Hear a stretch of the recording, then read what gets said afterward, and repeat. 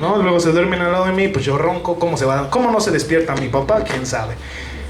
Y dice, Dios me despertó y me dijo que te regresaras. Y yo no entendí, y sigo sin entender, pero ahorita con la enseñanza nos muestra, tenemos que estar plenamente de obedecer la voluntad de Dios. Si Dios te dice no, es no. Porque si te obstinas, ¿qué pasó con... Se me fue el nombre de este profeta que se lo comió un pez? Jonás. ¿Qué pasó con Jonás? ¿Qué quiso hacer el Jonasito? Y lo enseñó el pastor Francisco un miércoles. ¿Qué quiso hacer? Su santa voluntad. ¿Y qué pasó? Que a fuerzas, arrastras, Dios lo llevó a su voluntad. ¿Cómo quiere usted ser llevado a la voluntad de Dios? ¿Arrastras o por las buenas? Ahí se lo dejo de tarea. Entonces, hermano, por eso, otra vez dile al que está a tu lado, eso es madurez, hermano. Aprender a escuchar la voz de Dios. Si tú quieres hacer algo y Dios te dice, ¿por qué? Les dije en la mañana, nuestra vida ya no es nuestra. Lo siento, papitos, mamitas, ya no es nuestra. Ya lo que tú quieres hacer, tus sueños, tienes que balancearlos con los propósitos de Dios. Porque si no, aunque tú te esfuerces, aunque tú quieras hacerlos, tú le perteneces a Él y Él va a hacer contigo lo que Él quiera, por las buenas o por las malas. Vamos a continuar, hermano. Vea qué aprendizaje de este pasaje, hermano, que acabamos de leer. Y muchos leemos Hechos a la vía rápida, pero hemos encontrado a lo largo de estos 16 capítulos un buen de enseñanzas. Vamos con la iglesia de Filipos. Hasta les puse el mapita del viaje, el segundo viaje de Pablo. Hechos del 16, del 11 al 40. Alguien que me ayude con los primero hasta el 21, por favor. En voz alta. Zarpando pues de Troas, vinimos con rumbo directo a Samotracia y el día siguiente a Neápolis y de allí a Filipos, que es la primera ciudad de la provincia de Macedonia y una colonia. Y estuvimos en aquella ciudad algunos días, y un día de reposo salimos fuera de la puerta junto al río, donde solía hacerse la oración, y sentándonos hablamos a las mujeres que se habían reunido. Entonces una mujer llamada Lidia, vendedora de púrpura, de la ciudad de Tiatira, que adoraba a Dios, estaba oyendo, y el Señor abrió el corazón de ella para que estuviese atenta a lo que Pablo decía. Y cuando fue bautizada y su familia nos rogó diciendo: si habéis juzgado que yo sea fiel al Señor, entrad en mi casa y posad, y nos obligó a quedarnos. Aconteció que mientras íbamos a la oración, nos salió al encuentro una muchacha que tenía espíritu de adivinación, la cual daba gran ganancia a sus amos adivinando. Esta, siguiendo a Pablo y a nosotros, daba voces diciendo: estos hombres son siervos del Dios Altísimo, quienes os anuncian el camino de salvación. Y esto lo hacía por muchos días. Mas desagradando a Pablo, este se volvió y dijo al espíritu: te mando en el nombre de Jesucristo que salgas de ella. Y salió en aquella misma hora. Pero viendo sus amos que había salido la esperanza de su ganancia, prendieron a Pablo y a Silas y los trajeron al foro ante las autoridades. Y presentándolos a los magistrados dijeron: estos hombres, siendo judíos, alborotan nuestra ciudad y enseñan costumbres que no nos es lícito recibir ni hacer, pues somos romanos. ¿Alguien más hasta el 32, por favor? Y se agolpó el pueblo contra ellos, y los magistrados, rasgándoles las ropas, ordenaron azotarles con varas. Después de haberles azotado mucho, los echaron en la cárcel, mandando al carcelero que los guardase con seguridad, el cual, recibido este mandato, los metió en el calabozo de más adentro y les aseguró los pies en el cepo. Pero a medianoche, orando Pablo y Silas, cantaban himnos a Dios y los presos los oían. Entonces sobrevino de repente un gran terremoto, de tal manera que los cimientos de la cárcel se sacudían, y al instante se abrieron todas las puertas, y las cadenas de todos se soltaron. Despertando el carcelero y viendo abiertas las puertas de la cárcel, sacó la espada y se iba a matar, pensando que los presos habían huido. Mas Pablo clamó a gran voz, diciendo: no te hagas ningún mal, pues todos estamos aquí. Él entonces, pidiendo luz, se precipitó adentro y tembló. Se postró a los pies de Pablo y de Silas, y sacándoles les dijo: señores, ¿qué debo hacer para ser salvo? Ellos dijeron: cree en el Señor Jesucristo y serás salvo tú y tu casa. Y le hablaron la palabra del Señor a él y a todos los que estaban en su casa.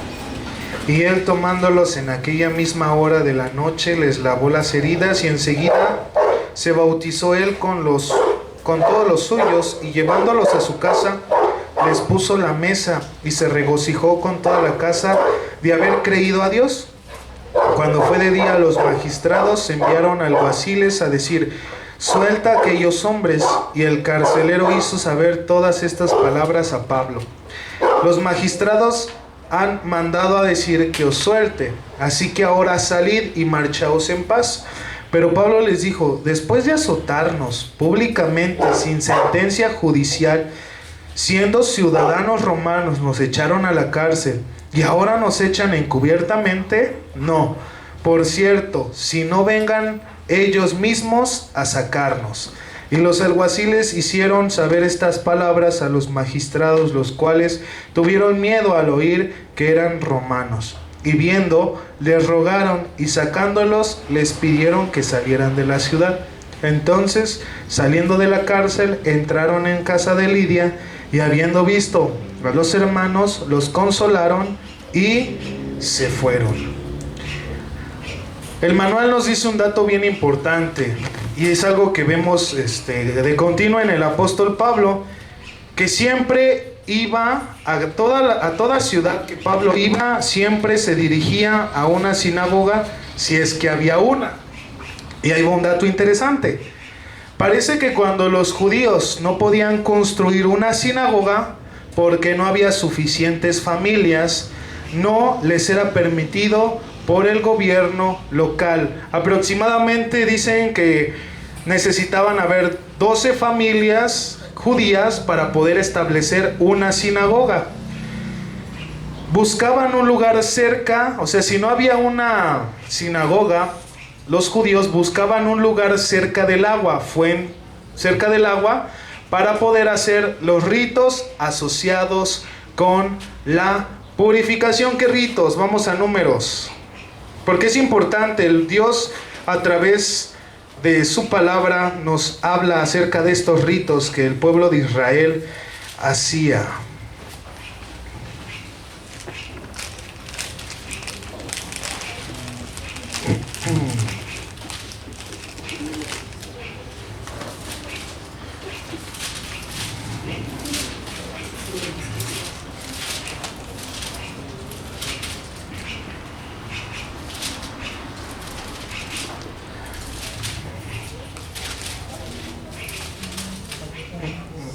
Espérenme, es que lo tengo en esta Biblia.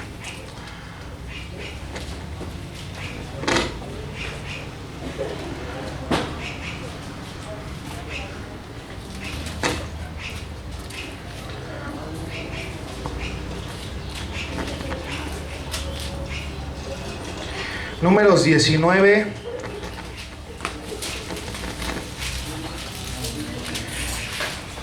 Nada más vamos a leer un pequeño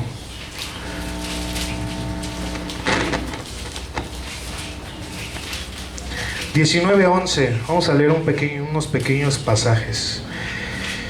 Dice: el que tocare el cadáver de cualquier persona será inmundo 7 días. Al tercer día se purificará con aquella agua, y al séptimo día será limpio. Y si al tercer día no se purificare, no será limpio al séptimo día. todo aquel que tocare cadáver de cualquier persona y no se purificare, el tabernáculo de Jehová contaminó y aquella persona será cortada de Israel. O sea, tenían que purificarse, si no, eran, ¿sabes qué? A Dios. Por cuanto el agua de la purificación no fue rociada sobre él, inmundo será y su inmundicia será sobre él. Y si usted lee más adelante hasta el 20, sigue hablando acerca de la importancia del agua en la purificación de los judíos. Entonces, para poder establecerse en un lugar y poder reunirse, tenían que buscar un lugar donde hubiera agua. Amén, hermano, eso es extra, eso no viene en su manual. Vamos a continuar.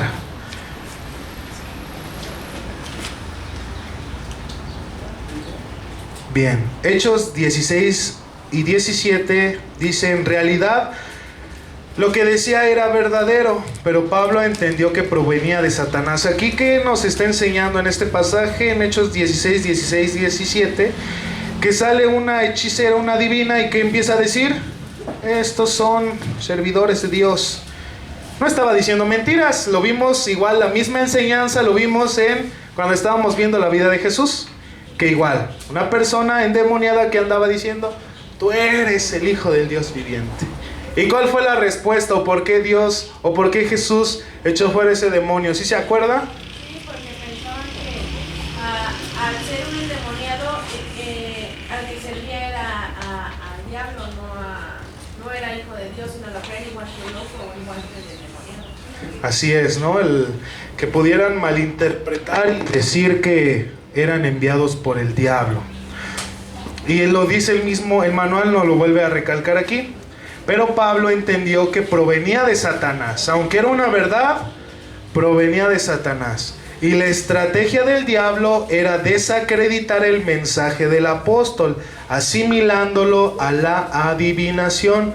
Hoy muchas sectas falsas afirman ser bíblicas y cristianas, cuando en verdad niegan cosas fundamentales de la doctrina bíblica. Y vemos muchos ejemplos, hermano. Dicen ser cristianos, pero doctrinas básicas como la salvación, como la redención, la justificación y todas esas doctrinas que usted va a profundizar más, tal vez no en la licenciatura, las va a profundizar más en la maestría. Si usted se mete, se inscribe a la maestría, porque ahí se ve cada doctrina. Nos tocó que mi papá nos puso, estábamos estudiando Efesios, el libro de Efesios, y nos dijo: de tarea de examen me van a buscar todas las doctrinas que hay en Efesios. Todas. Yo encontré como 14, y mi papá eran como 50. Y yo, no manches, yo hacía leyendo versículo por versículo, encontré 14. Y mi papá dijo, eran 50. Y dije, no manches. Saqué 10 de todos modos, ¿no? Porque fueron más de 10. Pero nos damos cuenta que hay muchas, inclusive enseñanzas. Me pasó que en Josué, en el manual de Josué, me encontré con un errorcito. Estaba enseñando acerca de la guerra espiritual. Y usted sabe que se nos ha enseñado una mala guerra espiritual. Pensamos que es: declara, te reprendo en el nombre de Jesús. Y así nos han enseñado que es la guerra espiritual. Pero la Biblia nos enseña que la guerra espiritual es derribar las fortalezas de argumentos que se levantan en la gente. No es que yo pienso, como ahorita vamos a ver un debate de un cristiano con una de la nueva era, y traen sus ideas, y nosotros con la palabra de Dios y con los fundamentos tenemos que destruir esas fortalezas. Esa es la guerra espiritual. Se nos ha enseñado otro tipo de guerra espiritual, pero no, porque ¿qué dice la Biblia? Y conoceréis la verdad. Para si hay una persona endemoniada, tiene que conocer la verdad para que sea libre. Si no, no es libre, hermano. Y entonces le digo que hay muchas cosas que como ya ahorita que ustedes están en licenciatura, tienen que analizar todo. Y chinir como que no, esto no es correcto. y no lo da, porque no tenemos que enseñar bien la palabra de Dios. Hechos 16 del 20 al 21 es cuando pues la gente que pues veía ganancias de esta divina mete o causa que Pablo y Silas fueran metidos o introducidos en la cárcel. Y nos dice el manual: la justicia en el mundo greco-romano dependía más del dinero y de la reputación de los litigantes que de la verdad del caso. Y de hecho todavía se sigue viendo eso, ¿no? Que el que trae el varo pues casi no le hacen nada, ¿no? Entonces así era el método. Un dato que nos dice el manual: la arqueología moderna ha descubierto el lugar en Filipos, donde Pablo y Silas fueron juzgados. Era una plaza abierta con sillas para los magistrados y la cárcel estaba detrás.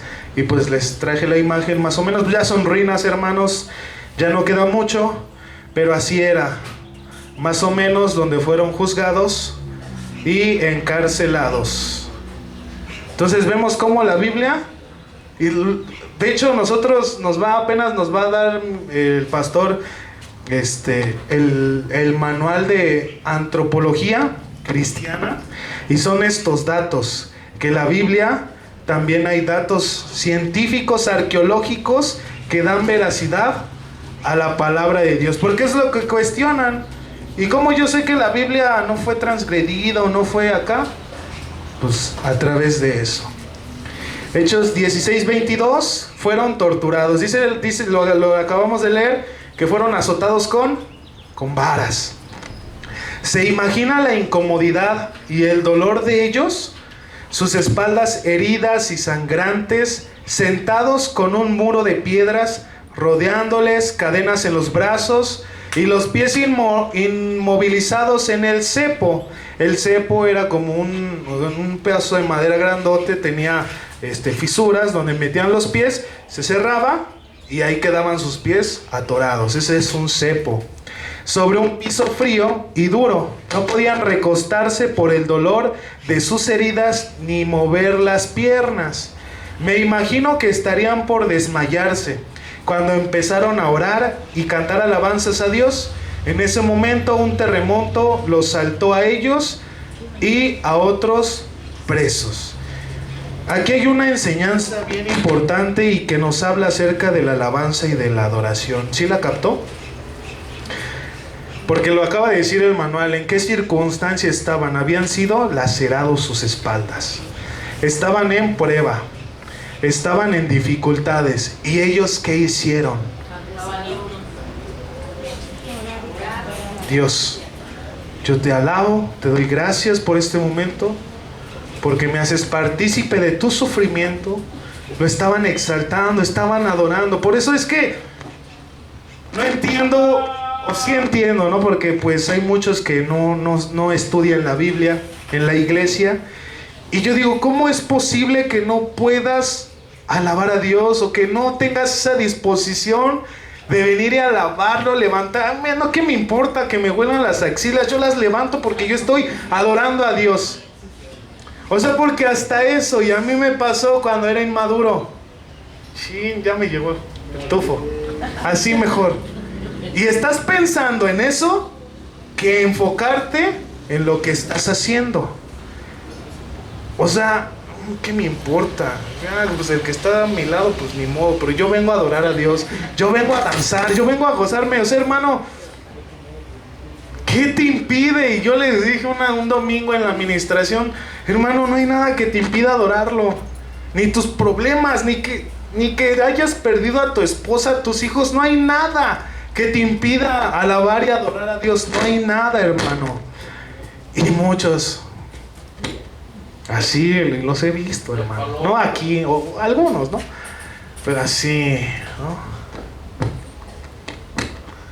O sea, ya el Ministerio de Jesús en Redes está subiendo los cantos una semana antes para que los estudie. O sea, se quejan, ¿no? Es que no me la sé y acá, ¿no? Pero hermano, ya te están poniendo, ahí está, ya te la están poniendo. ¿Cuáles son? Pues adora en tu casa, apréndetelas en tu casa. Y hay muchos hermanos, que libre, ¿no? Ya terminamos la alabanza así, libre, y quieren más. Y yo les digo, porque es la realidad, hágalo en su casa. Aquí nada más es pequeño. Recuerde que Dios es un Dios de orden. Y ya quieren las 2 horas, las 3 horas. Hay momentos donde se puede, pero hay momentos en el que no, ya está establecido un horario, se acaba. ¿Quieres seguirle? Papito, la adoración y la alabanza es en tu casa. Es donde están los problemas. Aquí está Pablo y Silas atormentados, y en vez de estar llorando, quejándose, ¿qué están haciendo? Adorando a Dios, porque ahí recibimos fortaleza. Y lo vimos, y es como una enseñanza. Estaban en dificultades, estaban en opresión. Físicamente ocurrió un temblor y fueron libres. Espiritualmente la enseñanza es esa, que cuando nosotros alabamos y adoramos a Dios, esa opresión se quita, esa falta de paz se quita, esa tristeza se quita, esa ansiedad se quita. Entonces hay que adorar, hermano. Es que eso es algo básico, hermano. Como cristianos debemos de saber. Hechos 16:31. Vamos a leerlo rápido, ya lo leímos. Aquí ya el carcelero, ¿no? ¿Dónde están? Aquí estamos. No, y pues él tenía miedo, porque si no estaban ellos ahí, le iban a dar cuello a él. Pues tú los dejaste salir, ¿no? Entonces, la frase que dice Pablo: cree, y muchas veces lo decimos malamente decido. Ahorita vamos a ver por qué. Dice: cree en el Señor Jesucristo y serás salvo tú y tu casa. Y todo lo decimos, ¿no? No, yo confío en tu promesa. Cree en el Señor Jesucristo y serás salvo tú. Y lo decimos y lo oramos. Pero ¿qué nos quiere decir la Biblia en realidad? Dice el manual: no quiere decir que si el carcelero cree, su familia sería salva automáticamente. No. El significado verdadero de este versículo es: serás salvo tú si crees, y tu familia será salva si ellos creen. Porque no es que ahí te heredo, ¿no? Como eres de mi familia, tú también vas a creer. No, inclusive, hermano, hay muchos testimonios de pastores que sus hijos se perdieron, decidieron irse, decidieron dejar a Dios. Fueron instruidos, Dios les enseñó, pero llega un momento en el que sus hijos, como yo, tomé mi decisión, y van a tomar su decisión de seguir la verdad y es algo que no lo vamos a evitar, hermano. Y usted tiene que orar: Señor, ten misericordia de mis hijos, porque puede que vengan, que sepan, que digan que son cristianos. Pero la vida, recuerde que por sus frutos conoceréis a alguien que es hijo de Dios. Si su hijo no da frutos, ya vimos hacia dónde está decidiendo. Así que me pasó, hermano, me llegó en la prepa, fue donde Dios me dijo: aquí te vas a decidir qué onda, si sí o si no. Y me equivoqué, me desvié, pero como el hijo pródigo, estaba mejor con mi padre. Aquí estoy comiendo lo de los cerdos. Regresé y ahora sí, Señor, vámonos. Vámonos, vámonos, vámonos, no importa lo que venga, no importa. Un pequeño de mi testimonio, hermano. Yo tengo 2 licenciaturas en teología. Una la estudié en Emmanuel. Y la primera que estaba estudiando, íbamos hasta Ecatepec a estudiar con el hermano Ismael, fue el primero que se graduó ahí. Íbamos hasta Ecatepec. Y ahí sí se manchaban. Aquí está relax, la neta. Aquí está relax, los exámenes y todo. Allá, al año, leíamos como 10 manuales. Y no los leíamos en la clase. Nosotros lo leíamos en la casa. Porque daban una clase cada mes. Entonces, una clase en marzo, nos decían: este es el manual, lo lees en tu casa y para la siguiente clase ya lo tienes que haber leído todo. Así. Y hubo un día en el que yo estaba sentado en mi cuarto, Así, porque me tocaba examen y era de la historia de la iglesia, ¿no? No, es historia, Señor. Y estaba estudiando, Señor, y aprendiendo, ¿no? Tal año hizo esto, tal año pasó esto. Y de repente, pues me cansé y dije, Señor, yo ahorita pudiera estar saliendo jugando, no sé, irme al parque, irme a divertir. Pero me acuerdo que una vez yo te dije, Señor, yo te pertenezco a ti, quiero ser ejemplo, y si tengo que pasar esto para ser ejemplo y para seguirte a ti, ¿alguien puede salir a checar al Hachi, por favor? Yo dije, voy a aguantar, Señor. O sea, yo sé que mi propósito no es de este mundo. Y ahí estaba y me seguí estudiando. Entonces, de hecho, para que vean, ¿no? Que el maestro que tiene aquí pues, se está preparando. Fue el tercer mejor de los que salieron ahí. Ahí sí yo me creí en el Señor. Pero vemos eso, hermano. La salvación es personal. No porque mi papá sea el pastor, yo ya la tengo fácil. Yo tengo que ver por mi salvación, yo tengo que ver por mi relación con Dios, y cada uno de nosotros lo va a ver, y sus hijos también. Tienen que tomar su decisión. ¿Se van a equivocar? Sí. Tal vez unos no quieran, y ni modo, porque no todos fuimos llamados. De hecho, todos fuimos llamados, pero pocos escogidos. Nadie sabe. Entonces, lo que nos toca es confiar en Dios, hermano, en su promesa. Hechos 16:32 respalda esto. Ahí usted lo lee en su casa. Dato, en Hechos 16:37. Vamos a leerlo rápido para ver de qué está hablando. Pero Pablo les dijo, después de azotarnos públicamente sin sentencia judicial, siendo ciudadanos romanos, nos echaron a la cárcel y ahora nos echan encubiertamente, no por cierto, sino vengan ellos mismos a sacarnos. En el mundo greco-romano era un delito castigar a un ciudadano romano sin darle la oportunidad de defenderse de los cargos. Por eso vemos después, más adelante, que los metieron a la cárcel, ay sí, no, ahí voy, ¿no?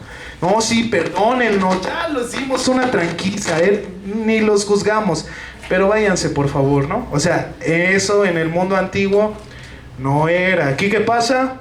Te meten a los patos, te dan un patín, te sacan al otro día, y si eres culpable o no, pues quién sabe, ¿no? Así pasa. Y ahora vamos con la iglesia de Tesalónica. Vea el trayecto, ¿no? Primero estaba Pablo en Antioquía, fue a Troas. Él quería venirse para acá, pero Dios le dijo, Nel, para acá. O sea, una vuelta más completa. Y ahora estamos en Tesalónica. Vamos a leerlo del 1 al 9. Pasando por Anfípolis y Apolonia, llegaron a Tesalónica, donde había una sinagoga de los judíos.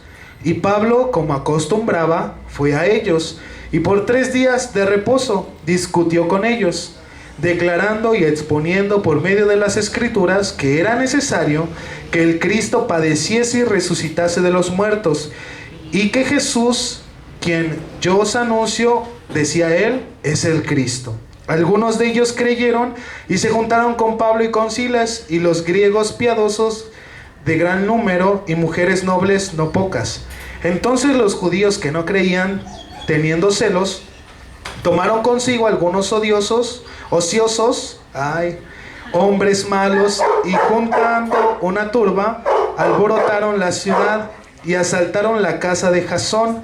Procuraban sacarlos al pueblo, pero no hallándolos, trajeron a Jasón y a algunos hermanos ante las autoridades de la ciudad, gritando, estos que trastornan el mundo entero han venido hasta acá, a los cuales Jasón ha recibido.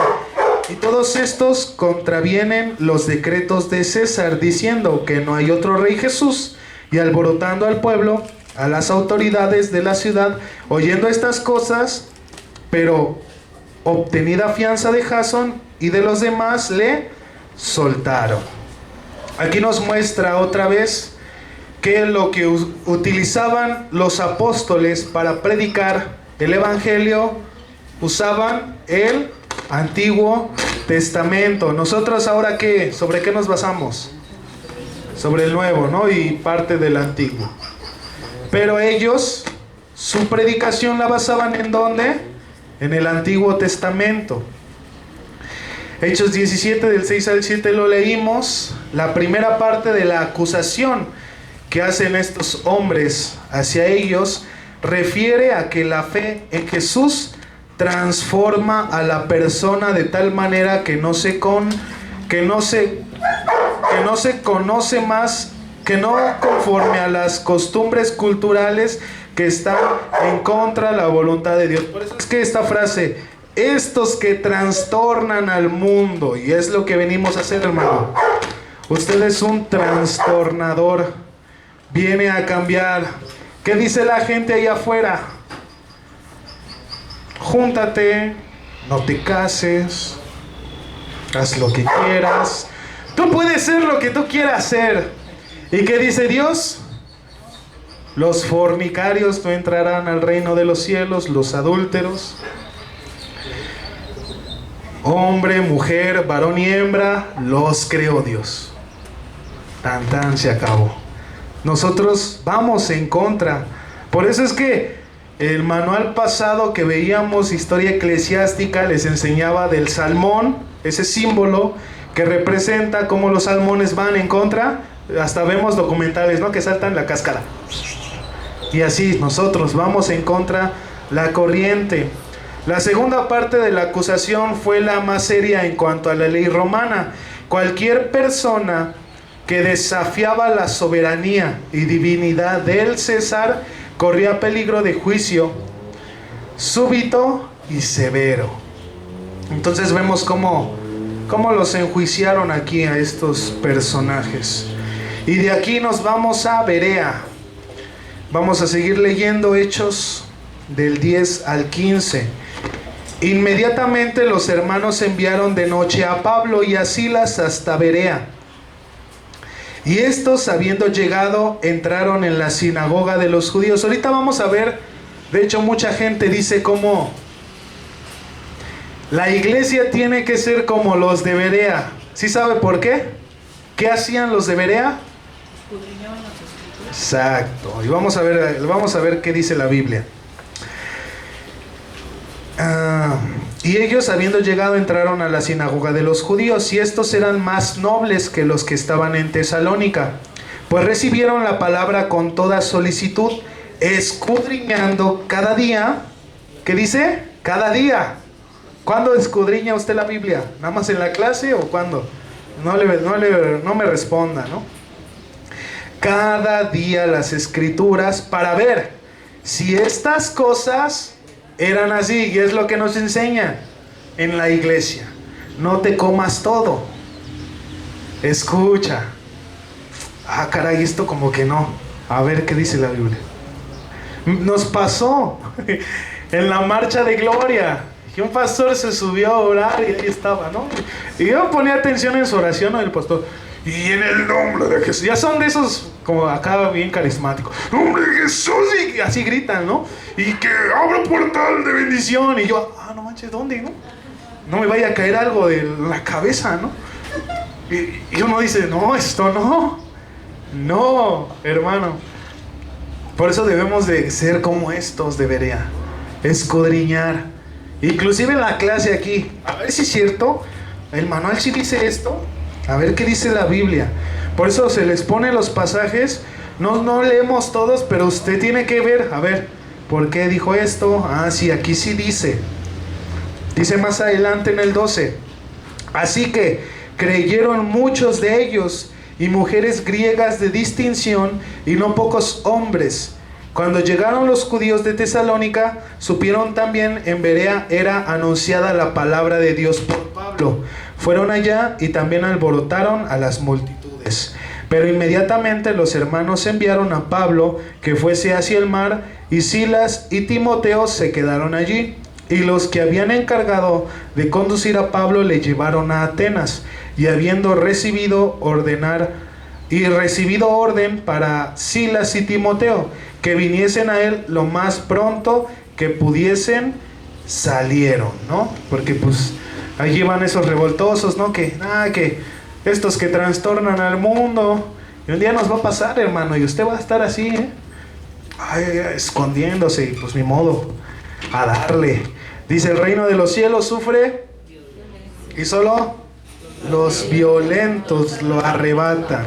O sea, no es de que, lo tomo, dámelo, venga. Es como cuando vas al metro a las 8 de la mañana, a las 7. Déjame pasar, ¿no? Hasta los ancianos. Sobres. Yo vi a una viejita, me empujó y es arrebatar la bendición porque van al trabajo, ¿no?